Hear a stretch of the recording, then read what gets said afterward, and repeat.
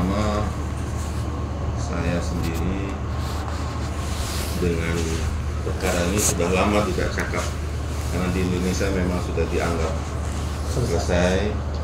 Kita dalam 2-3 tahun sebelumnya lah sudah memang saya pun tidak benarkan kita untuk bicarakan lagi. Semua sudah dengan pilihan masing-masing, tinggal bekerja saja. Dalam masa itu memang sama sekali saya tidak pernah ada pembahasan yang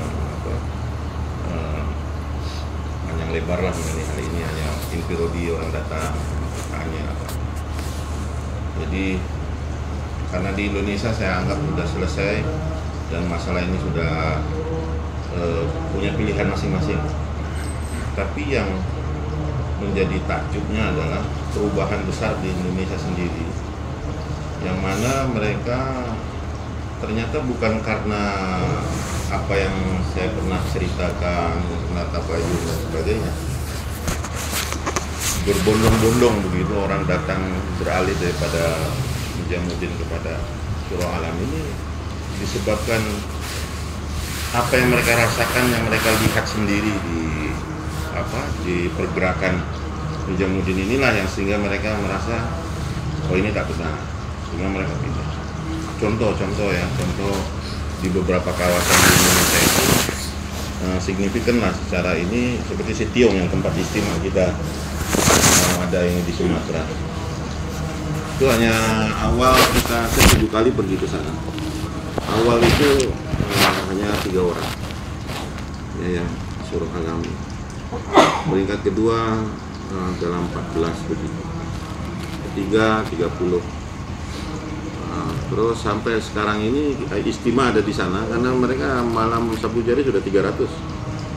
Dari 3 orang jadi 300. Dan semua orang itu daripada Nijamuddin mereka pindah. Kemudian di Palembang, di Masamba, Malili, Sulawesi, Lombok.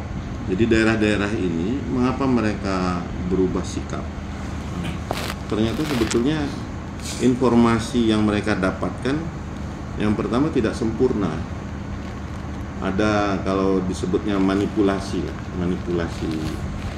cerita yang dibuat yang sebenarnya mereka buat begitu.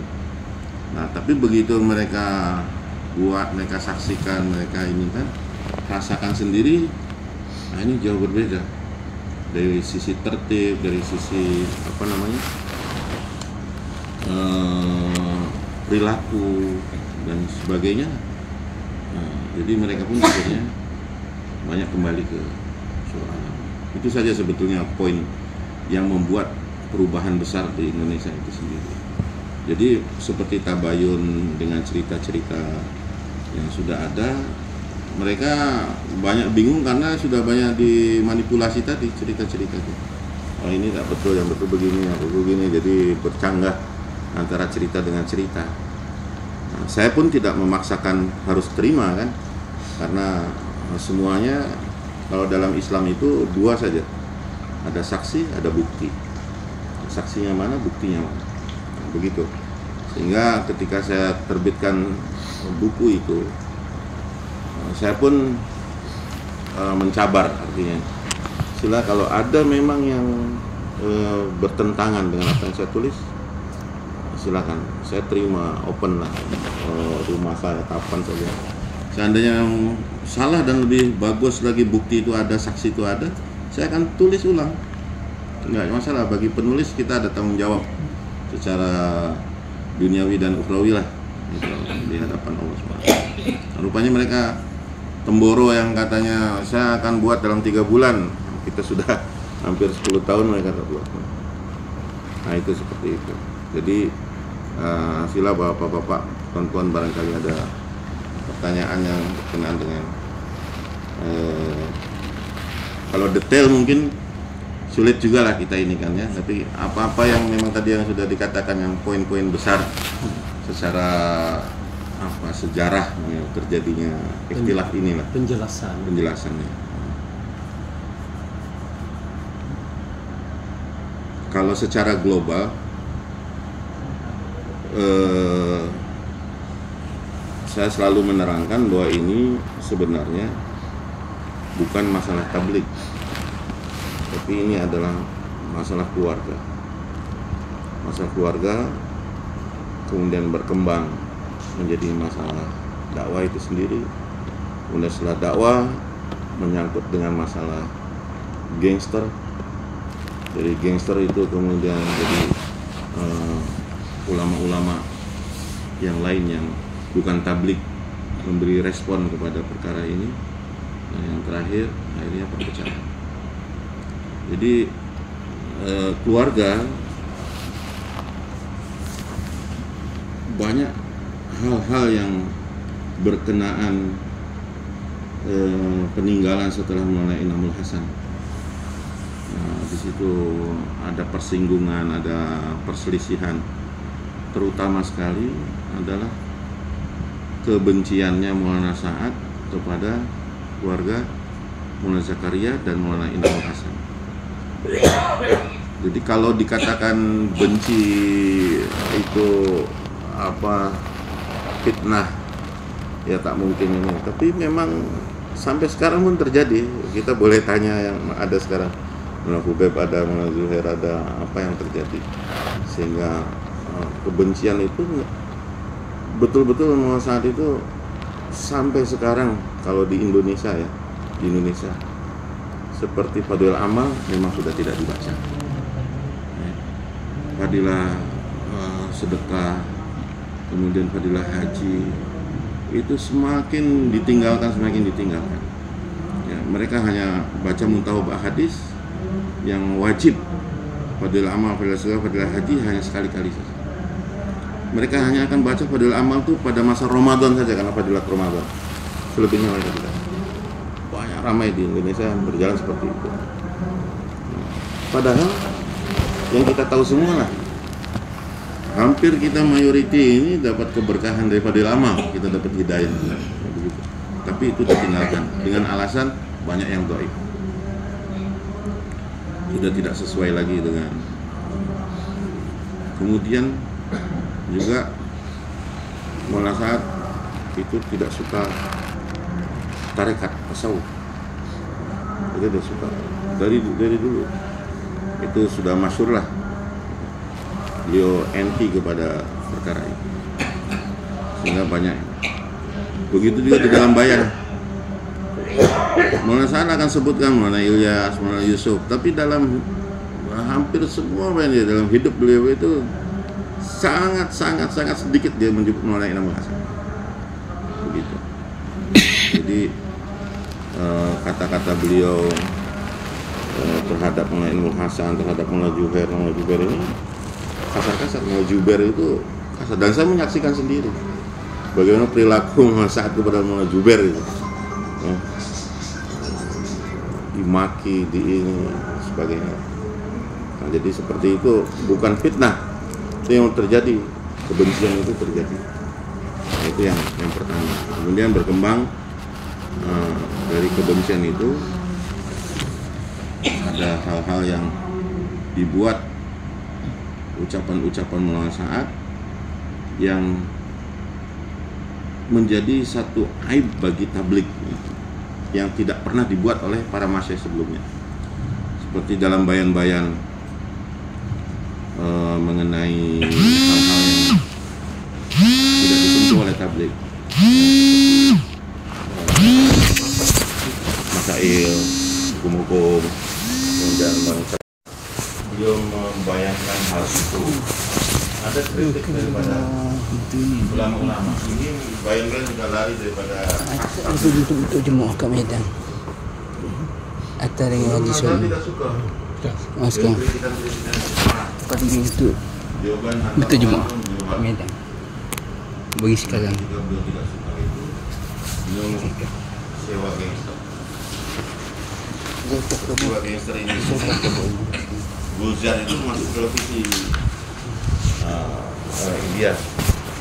Jadi sampailah pengakuan dan sebagainya, tindakan pemukulan, kekacauan di Nijamuddin yang Ramadan itu sampai terjadi. Dan Masya Allah, saya lihat yang pertama kali keluar dari Nijamuddin itu Profesor Nadir Alihan, mana? Aliga. Dia bertengkar hebat dengan Saad. Saya ada di situ. Saya bawa bag-bagnya, saya bawa buku-bukunya semua kuat.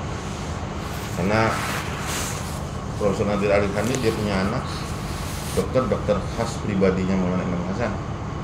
Ada juga nama anaknya Maulana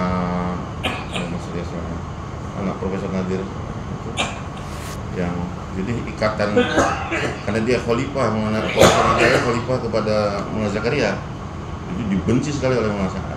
Cuma Maulana Nadir kan orangnya keras, dia melawan. Masyayikh lain tidak melawan, dia yang melawan, sehingga dia pun keluar, yang pertama kali keluar daripada jadi halal, dia sendiri keluar. Tapi pertengkaran itu macam seperti sudah memang mengusir lah, sudah puncaknya. Nah itu terjadi jauh sebelum Maulana Ibrahim keluar, Maulana Ahmad keluar. Setelah gangster itu ini mulai ikut ambil bagian di situ, sehingga banyak sekali hal-hal yang tidak nyaman di para masyayikh di Nijamuddin. Mereka tidak tenang karena gangster itu mereka ditashkil untuk jadi sekedar hirosah, ya. Bukan orang-orang karkut, gitu kan. Tidak pernah 3 hari, tidak sembahyang dan sebagainya. Jadi yang berada di Nijamuddin semuanya gelisah, tidak nyaman, ya. Mereka ini hirosah bukan kepada Nijamuddin tapi hirosah kepada pribadi. Hirosah ini security ya? Nah, security. Akhirnya sampai peristiwa itu mereka pun sudah istighfar dan sebagainya, musyawarah, sepakat semuanya keluar dari Nijamuddin. Pilihannya aja 2. Kalau mereka berdiam selamanya di situ, maka nama tablik yang akan mereka ini ajaran tablik. Merasa dilindungi oleh guru-gurunya, oleh ustaz-ustaznya, sehingga tablik hanya 1 saja. Tapi ketika mereka keluar, orang-orang akan ternyata ini bukan tablik, ya, yang buat ini individu Maulana Sa'ad sendiri. Begitu mereka menyelamatkan kerja tabliknya dan mengorbankan kekeluargaan daripada Maulana Sa'ad itu. Itu singkat cerita seperti itu. Nah kemudian banyak orang bertanya pasal islah. Islah itu sudah berkali-kali, termasuk melibatkan Haji Abdul Wahab Sa'ad. Yang paling dituakan oleh Maulana Sa'ad, Bayamin. Sehingga Bayamin kena ban kan 10 tahun, tidak boleh datang ke Rewin karena dia membantu mencetak Muntawah Hadis tanpa persetujuan musyawarah. Bayamin pun sudah bujuk Maulana Sa'ad. Tapi dalam beberapa kali ini ada mungkin pembisik-pembisik yang tidak menghendaki Maulana Sa'ad kembali. Nah, sampai terakhir itu ya Maulana Sa'ad meninggalkan musyawarah di Rewin belum selesai dan membentuk musyawarah sendiri. Nah itu singkat ceritalah sekilasnya seperti itu. Jadi karena sudah berkali-kali di Islam, bahkan Haji Sab sudah ngasih masa 2 tahun kan, 2 tahun, tapi ternyata tidak kembali juga. Saat tetap dengan pendiriannya. Datanglah masalah COVID, masalah ini, Nijamuddin kena tutup juga dengan berbagai macam ini, dan masalah kes-kes yang lainnya yang masuk ke kepolisian, ya, dengan ini udah di luar dakwah dan di luar masalah agama, udah masalah apa? Masalah umum ya, masalah umum. Karena gangster itu juga ada terlibat masalah aliran uang dan sebagainya macam-macam. Dan masalah keluarga, masalah istrinya yang kabur 4 kali dari Nijamuddin, kemudian banyak hal lah. Nah itu semua yang terjadi sehingga Mas saya pun sudah nggak bisa lagi karena sudah terlibat campur banyak kerajaan pun sudah masuk di situ, televisi, koran, ya, akhbar itu sudah masuk terlibat, jadi sudah tidak ini lagi lah, ini dilepas. Ya, seperti itu. Mungkin ada yang perlu diperjelas lagi. Sebagai authority Saya? Belajar ke pengajar? Saya dari dulu di Rewin, apabila cuti saya selalu pergi ke Nyamudin. Saya nih coba. Dulu di Nyamudin 2 bulan, 3 bulan, balik lagi. Bila Ustaz? Bermula bila Ustaz? Bermula berkhidmat di dalam tahun ini? 87, 86 tu. Satu ada lagi masih ada lah. Ya? Haji masih ada lagi. Masih. Yang menimbulkan kebencian masa kepada Haji semua tu apa? Ada yang manas-manasi, ada yang Cucuk. cocok, ada yang cocok, ada yang cocok. Jadi mungkin ya sudah tahu perkara yang pertama ini kan setelah Maulana Yusuf, Maulana Harun semestinya Harun. Tapi dalam musyawarah itu Maulana Zakaria putus Maulana Inamul Hasan yang jadi. Dan itu semua tidak ada pertentangan. Pada masa itu semua setuju, termasuk Maulana Harun sendiri pun setuju. Beliau merasa jauh berbeda dengan Maulana Inamul Hasan. Maulana Inamul Hasan ini kemana saja Maulana Hadraji Maulana Ilyas dia selalu ikut. Daripada Maulana Yusuf pun lebih sering Maulana Inamul Hasan dengan Maulana Ilyas. Jadi dari sisi kepahaman tabligh, ketinggian rohani, amaliyat dan sebagainya memang Maulana Inamul Hasan. Nah ketika Maulana Hasan naik, Maulana Yusuf tidak. Jadi itu yang dihembuskan, dicocokkan oleh orang-orang kepada Maulana Sa'ad bahwa Maulana Inamul Hasan ini merebut keamiran tabligh ini dari Maulana Harun. Jadi sehingga ada kebencian seperti itu. Orang yang push. Ya. Apa benar yang antara itu daripada pihak ibu Maulana? Ibu Maulana Sa'ad sebetulnya apa ya? Dia kan ininya Maulana Zakaria juga, anak Maulana daripada anak Maulana Zakaria juga. Tidak 100% ya ibu, tapi kalau saya memahaminya ini sudah disetting oleh orang-orang luar yang memang merusak tabligh. Sehingga yang ini saya baru dengar. Tiba dulu saya baca tak pernah dengar pada pihak ibu. Tapi ada yang terbaru kata pada pihak ibu saya. dah.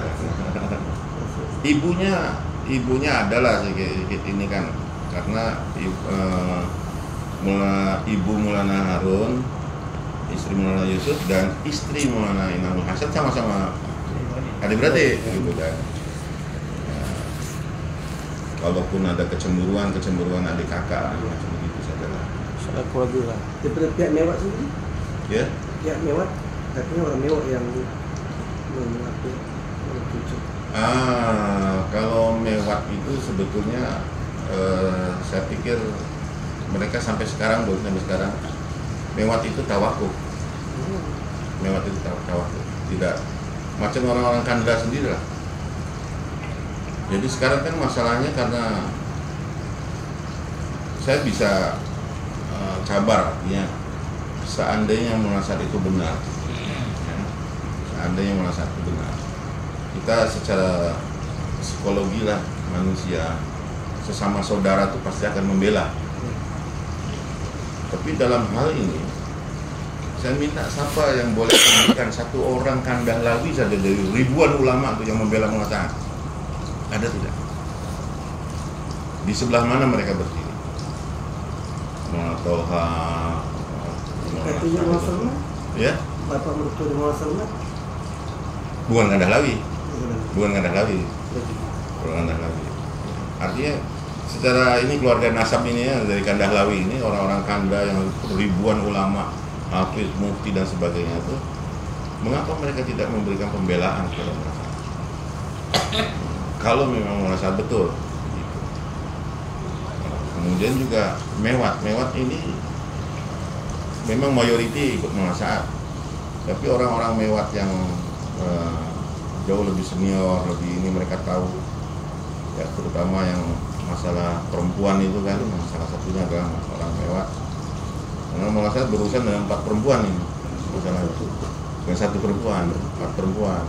Nah yang Mewat itu yang terakhir mereka pun malu, akhirnya ya mereka nggak bisa membela mana membela ini. Ustaz, saya potong sikit.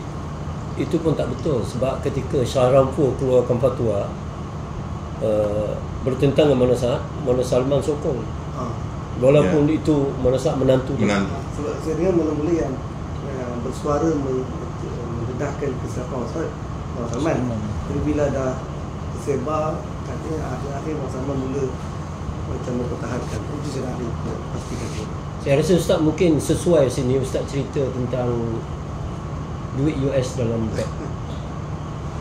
Ya enggak? Sesuai. Ini saya tengok bukan yang tu Ustaz. Yang Mona Saat dengan Mona Salman ni ada menantu Apa betul? Jadi Mona Salman ni dia digertak. Kalau dia cakap banyak, maka aku akan ceraikan. Mesti. Itu salah satu sebab. Itu sebab dia lah. Saya dengar di Raiwit. Jadi Mona Salman ni terpaksa kena sokong dan tutup mulut. Sebab dia tak suka pada Mona Salman kalau dia cerita banyak, kamu punya anak talak. Dia cakap begitu. Itu salah satu. Ya boleh jadi karena memang itu sudah, artinya begini, kalau masalah keluarga Munasaat ini sudah goncang lah, sudah tak ini dengan kasus-kasus yang sebelumnya. Sebelum tidak ada kait-mengait dengan tablik sebetulnya, tapi kait-mengaitnya dengan perempuan-perempuan yang bermasalah dengan Munasaat, sehingga Mona Salman pun agak dia tak sepenuh hati lah. Oh ini istrinya korban, anaknya kan korban, dia lari dan balik lagi, lari kembali lagi sampai. Nah, kalau yang masalah duit tuh saya pikir ada hal-hal yang memang mau tidak mau kita terima, keterlibatan orang-orang luar, musuh-musuh Islam yang memang menjatuhkan, dan itu sudah firasat Maulana Inamul Hasan.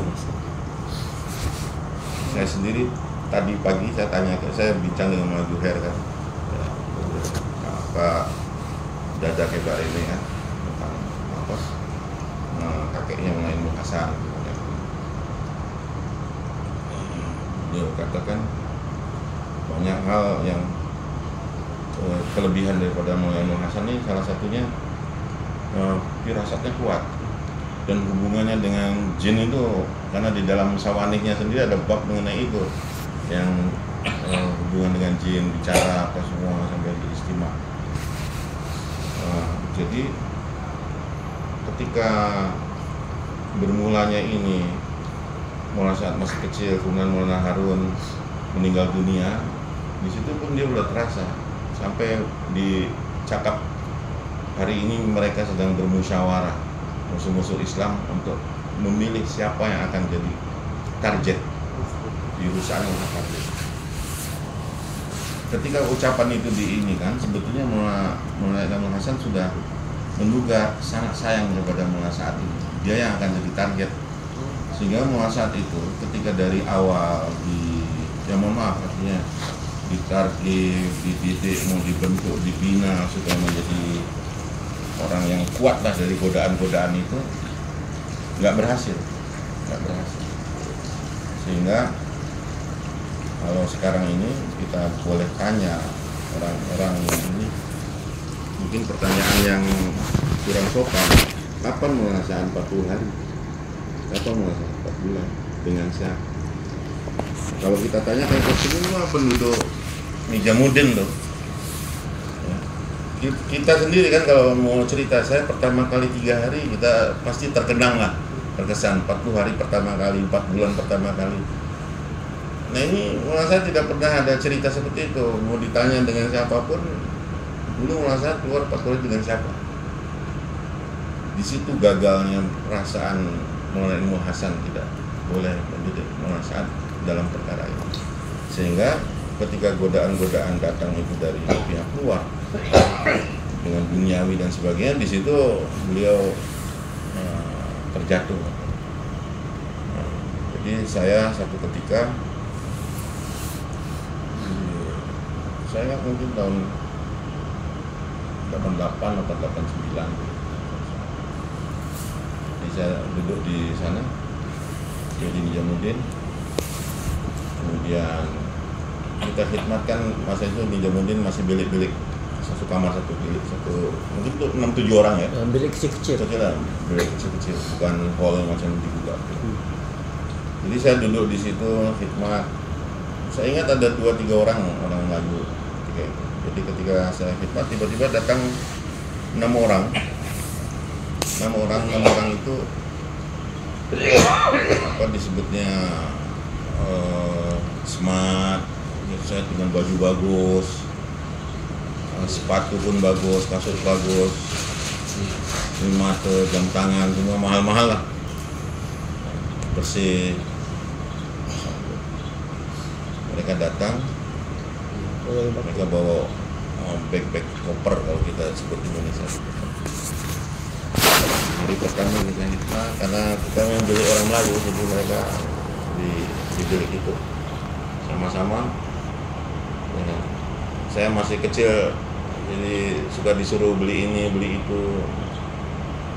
Tapi mereka kalau makan sembahyang, mereka maunya dengan Maulana Ilmu Hasan, di bilik Maulana Ilmu Hasan. Kalau duduk situ, kalau buat pakai bahasa Arab, semuanya pandai bahasa Arab. Nah, hari kedua itu mereka mengajukan satu usulan yang Hadraji tidak terima. Hadraji tidak luluskan usulan mereka. So, mereka ini macam mereka menguatkan argumen ini usulan. Ini Hadraji diam ini baik ditolak terus. Hari kedua itulah mereka bawa masa bujuk Hadraji. Mereka bawa bag-bag itu, mereka keluarkan dolar di dalam bag itu, entah ribuan, entah jutaan lah, semua masing-masing dolar itu tunjukkan depan Hadraji. Maksudnya ini hadiah. Apa sih bawa? Hadraji kan kalau kita kasih hadiah, ya, kalau dia akan rasa uang, dia mata aja begini saja. Tapi kalau misalnya kita sebut nama, misalkan Hadrat ini dari Usman Ngah Trengganu, apabila nama itu disebut kemudian dia ini terima, dia akan jatuhkan. Tapi kalau dia disebut nama kemudian tidak terima, dia akan balik, dia akan lempar. Selalunya begitu. Dia akan lempar, terus saja dia lempar. Jadi ketika itu suruh keluar, uang itu suruh keluar. Hari ketiga mereka marah, maki ada dia begini, kamu makhluk, kamu bukan Tuhan, la ilaha illallah, makhluk tidak ada kuasa, makhluk Allah yang kuasa. Kita taat Allah dan Rasul, bukan taat kamu. Karena ada salah satu yang cukur janggut depan Hadraji. Seorang. Hadraji menangis. Hadraji kan tak banyak cakap. Ya menangis terus. Maulana Sulaiman janji suruh kita orang lah. Kamu halo mereka suruh pulang. Cerita mereka pulang. Kemudian saya jumpa Saya sudah lepas dari driving, tapi saya belum menikah, masih bujang. Saya datang ke Masjid India. Masjid India dulu kan rusak ya, banyak kotor, banyak orang-orang dada, orang macam-macam lah gitu. Jadi dia temu orang tuh ada di tepi jalan. Di tepi jalan, baju koyak, apa semua kotor, bau. Saya pandang, saya macam kenal, tapi saya tak dekati. Saya pandang dari dekat dari sini ke pintu itu, saya tengok datang ke Nijamuddin tuh yang maki-maki Maulana Imam Hasan. Ya sedang di situ lah. Udah 180 derajat, bajunya apa kotor. Udah. Kurang lebih beberapa tahun kemudian saya datang lagi ke Kuala Lumpur di dekat Kudu Raya tuh. Jumpa lagi satu orang di antara 6 orang itu. Jumpa lagi 6 orang. Tapi dia jumpa saya, dia kenal saya, dia lari. Dia lari, kita pun kejar. Saya jumpa dia, akhirnya dia minta maaf. Sama juga bajunya, koyak-koyak kotor, orang tak mandi berapa hari begitu. Nah, terus dia cerita, kenapa kamu buat macam ini? Ya saya terpaksa. Kami ini berenam ini tahanan politik di Saudi. Jadi kan itu tidak ada mahkamah, tidak ada peradilan, tidak ada sidang. Ini dihukum dari sampai kapannya nggak tahu, nggak jelas. Tapi kami boleh bebas. Ada yang menawarkan kepada kami, yaitu dari Mossad. Kami boleh keluar dengan proyek tabligh itu yang ke Nijamuddin itu, tapi kami gagal, sehingga akses apapun ekonomi kami ini disekat, tak boleh lagi, nggak ada lagi yang terima kerja apa, uang apa, semua masalah itu. Ini kami nggak bisa apapun. Nah di situ saya ingat ketika itu yang menjadi sponsor mereka berenam bisa datang ke Nijamuddin itu ada satu orang yang sama-sama tahanan politik juga, tapi dia orang India, sekarang duduk di Nijamuddin. Dia yang menjadi otak di belakang Muhammad. Orang itu tuh dia mengatur, dia mengingat banyak hal lah, banyak perkara yang dia buat, sehingga dia dengan gengnya inilah yang sangat tidak setuju bila saat islah dengan Masyaikh. Secara pribadi menurut saya sendiri mungkin dia ada kerinduan, ini ada dengan guru dan sebagainya, tapi dia sudah terjebak seperti itu, apalagi dengan masalah uang, dengan masalah perempuan dan sebagainya. Tapi otaknya ini memang masih ada di situ. Ya, sampai sekarang. Nah ini cerita bukan kata orang, karena saya ada di dalam itu dulu.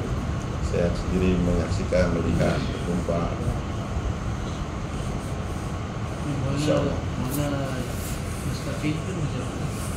Yang mana Mustafi masih di zamannya. Jadi kalau beberapa masyayikh yang di Nijamuddin ini semacam Mona Juhair kan masih di Nijamuddin, Mona Juhair, keluarga Mona, nah ini masih di Nijamuddin. Banyak mereka yang hanya bertahan untuk meninggal di Nijamuddin, gitu. Tapi tidak. Nah, Mona Mustaqim ini karena dia akhir-akhir ini dia sudah macam tidak suka juga bayan-bayannya, akhirnya ditutup oleh Mona saat tidak boleh pergi ke luar negeri lagi. Ya, diganti banyak dengan Mona Syamim, Syauqat, gitu kan. Nah, setelah Mustaqim agak condong ke Masyaikh Surah Alam. Banyak profesor-profesor yang masih tinggal seperti Allah Yarham Maulana Ilyas Barabangki, almarhum ya, itu juga bertahan hanya yang meninggal di Nizamuddin. Syekh yang masih lagi bersama dengan Mona Saad, siapa dia? Tak ada kan? Tak ada. Tiga yang casting. Oh gitu. Tiga yang casting lah. Sudah. Itu betul lagi tak? Ustaz, kalau ada beritahu lah masa berlakunya COVID-19 merebak kan, Nizamuddin ditutup, kemudian Sitaring ditutup, Bambu Ujuk pun ditutup. Usaha untuk menghidupkan 24 jam, masjid 24 jam tak dibuka. Adakah itu kifarah kepada usaha Mona Saad? Saya tidak paham. Saat COVID-19 kan, Nizamuddin dia akan ditutup, Sitaring dia akan Sebab ditutup COVID, ya. sebab kemudian Bambu Ujuk pun ditutup. Okey. Bukan setakat itu, kita usaha untuk hidupkan masjid 24 jam, tapi kerana melanggar syura alami, masjid 24 jam dia akan ditutup. Adakah itu kafarah? Oh, ada. Kau Saya pikir semua orang tabligh ini kafarah. Semua urusan seluruh dunia ini kan orang tabligh gitu.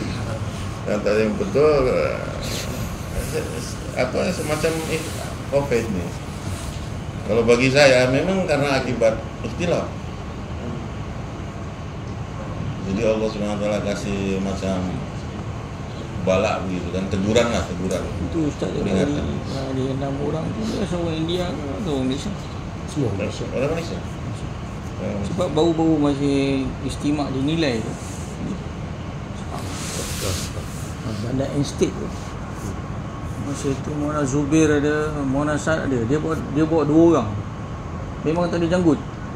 Mona Haji Arsyad cakap asal dia datang di sini. Dan Mona Saad suruh dia duduk di bilik. Dan dia tak semayang. Tapi kita pun tengok tak ada sangka apa kan. Jadi dia janggut minta duduk tepi 2 orang lah. Dia Kata ni dia punya bodyguard. berikan rasa. Dia pun sembahyang di luar kita. Haji Arsyad arwah Haji Arsyad macam tak puas hati. Kata kenapa tak masuk dalam kan. Dia mana boleh duduk bilik masyarakat. Janggut tak ada, kopi pun tak ada. Jadi masa nanti dia dia ingin security untuk dirinya, dia sewa 7 grup gangster. 7. Salah satunya yang Gulzar itu. Gulzar itu kan yang Gulzar tu yang Malaysia. orang India. Tapi bila Tahu cerita Gulzar? betul. Tapi bila berlaku macam tu kita pun jadi macam mengarut kan. Nampak macam Ausah pula bawa. Tapi dia kata dia ada pasang bodyguard. Jadi Mona Zubair waktu tu pun ada. Mona Zubair pun diam tak cakap. Cuma yang saya ingat arwah Haji Arsyad yang bangkang. Masa gangster ada tu semua masyarakat pun masih ada. Di Nizamuddin hanya mereka merasa tidak nyaman.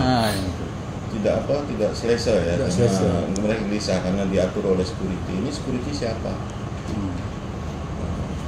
Jadi Gulzar itu masa 2019 kan 2000 ya sebelum COVID. Iya, masa hari raya Idul Fitri dia datang ke sebelah Maulana Ahmad Lat. Dia datang ke Maulana Ahmad Lat, terus dia menangis, dia minta maaf. Dia minta Maulana Ahmad Lat tanya, "Tum kon he?" Bilang, "Kamu siapa?" "Saya Gulzar." "Gulzar siapa?" "Saya yang mukul itu anaknya Maulana Ahmad Miri." "Kamu mana? Gimana ceritanya?" Dia ceritalah. Di masa Ramadan itu dia dapat telepon. Ditanya, "Kamu siapa nih?" "Saya Saad mana?" "Saad Nizamuddin." Dia pun pikir, "Mona Saad?" "Ya, saya Mona Saad." Tahu lah Mona Saad walaupun gangster kan, Mona Saad tokoh juga. Jadi dia pun, ini ada yang penting nih, ada apa Mona? Kamu bisa bantu saya, tolong saya nggak? Saya terancam. Apa terancam? Sudah terancam ya? Ya terancam. Terancam macam mana? Ada orang mau bunuh saya. Oh dia jadi perhatian. Dia mau bunuh. Siapa mau bunuh mana? kamu datang aja ke sini, kamu datang ke sini.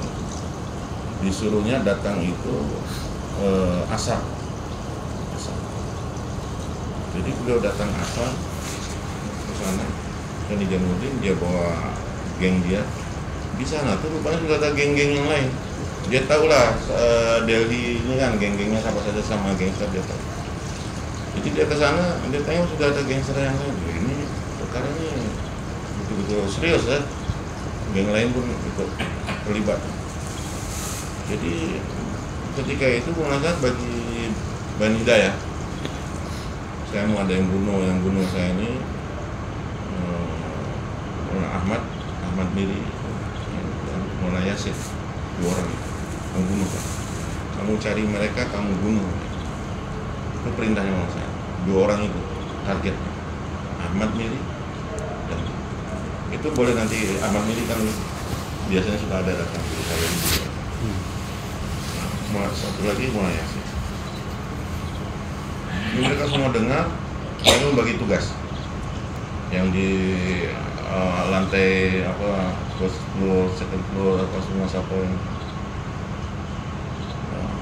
maghrib kejadian tuh mau buka puasa kan, mau maghrib tuh Ramadan, pemukulan berdarah-darah semua ketika itu dalam keadaan ketakutan. Anaknya Maulana Ahmad Miri nya tidak ada, Maulana Yasir pun tidak ada, yang kena Maulana Ahmad Miri itu kalau nggak salah sampai 38 patah tulang. Ahmad Miri Mekah. Ahmad Miri, Khadim Hadraji. Ahmad Miri sekarang dekat Mekah kan? Ada di bukan ada duduk Mekah. ada di Nijamuddin. Oh, ada. Mewati. Jadi anak-anak muda anaknya Ahmad Miri itu kena pukul sampai 38 anaknya patah tulang. Itu maghrib, isya tidak ada yang sembahyang, mereka kumpul semua naik di atas yang di roof itu di isya, tarawih, mereka semua di atas. Begitu selesai hayatus sahabah, semua turun. Mau saat baca hayatus sahabah, dia naik ke depan ke mimbar, dia buka kitab hayatus sahabah dalam keadaan terbuka. Kitab hayatus sahabah yang pertama kali dia ucapkan Allah kakasam. Demi Allah 3 kali. Saya tidak terlibat sedikit pun dengan kejadian tadi maghrib. Itu ucapan Mulasa. Muljar dengar. Muljarnya dia kaget, terkejut lah. Kenapa Mulasa katakan saya tidak terlibat sedikit pun dengan kejadian? Yang asar bagi hidayat dia, yang bagi tugas dia, kenapa dia katakan ini? Jadi kata Muljar, saya ini penjahat, saya pemabuk, saya pembunuh, saya pezina, macam-macam. Tapi saya bukan pembohong. Saya bukan pembohong. Dia anti kepada pembohong. Jadi dia terkejut dari mana? Saya berbohong. Dia tidak tahu ada case di Nijamuddin dengan masa-masa yang lain. Dia tidak tahu kan ada masalah. Jadi bila dia bawa keluar semua grup dia kan, dia tanya-tanya lah, ada case, ada ini. Boleh nggak dia cari tahu kan apa masalah internal Nijamuddin itu? Saat dia katakan dia banyak menipu, dia banyak membohongi kita. Ya dia pun mulai merasa bersalah. Dia bertobat. Kemudian dia tadi datang ke Ahmad, dia tengok itu di hospital, dia biayai semua. Anak Ahmad Miri dibiayai semua. Kemudian dia keluar 4 bulan. Keluar dia keluar. Dia jadi SA. Nah, ketika berita ini disampaikan ke orang-orang Nijamuddin, yang apa itu orang gila atau orang dia orang rusak inilah ingatannya. Nah, tapi Muhammad Rad sendiri cerita, Guzat dia ceritakan sebenarnya apa yang dia ceritakan seperti itu. Kejadian di dalam itu macam mana ini yang dipukuli, yang ini sampai ibu dari malam itu kan tidak ada satupun yang sahut. Ini Nizamuddin tidak, semua takut, tidak satupun. Nah setelah perkara ini berlaku, saya merasa ini Nizamuddin sudah tidak dalam kendali dakwah lagi, dalam kendali para gangster. Itu cerita. Mak Miri dekat Mekah kan. Saya berjumpa.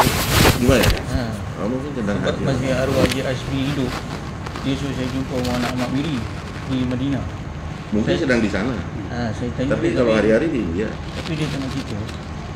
Dia selalu ke Haveli datang kalau istimewa Haveli. Yang lagi satu Yasin tu Yasin yang ni Ya.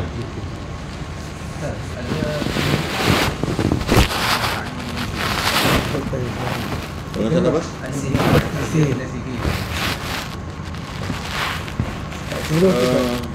Ada pembalangan di sini. Dia pergi 2019 daripada Nizamuddin, dia pergi Fazilahi. Dia jumpa dengan Ustaz. Ustaz kata, kamu pergi Nizamuddin? Ya. Tapi saya tak makan, saya tak minum. Dia kata kamu tak makan, tak minum, tapi air wuduk. Itu salah kamu. Itu kalau yang ahli sihir, ahli itu apa, bukan ahli sihir lah.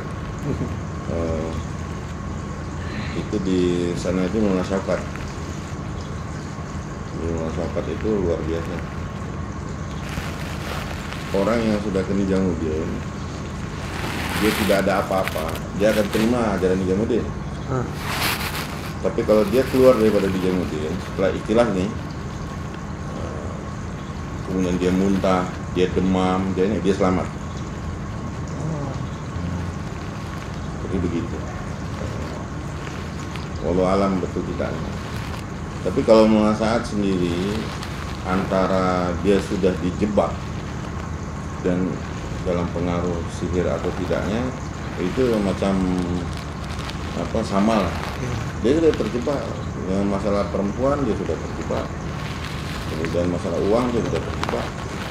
114 akun yang berhubung dengan munasaat, semua ditangkap.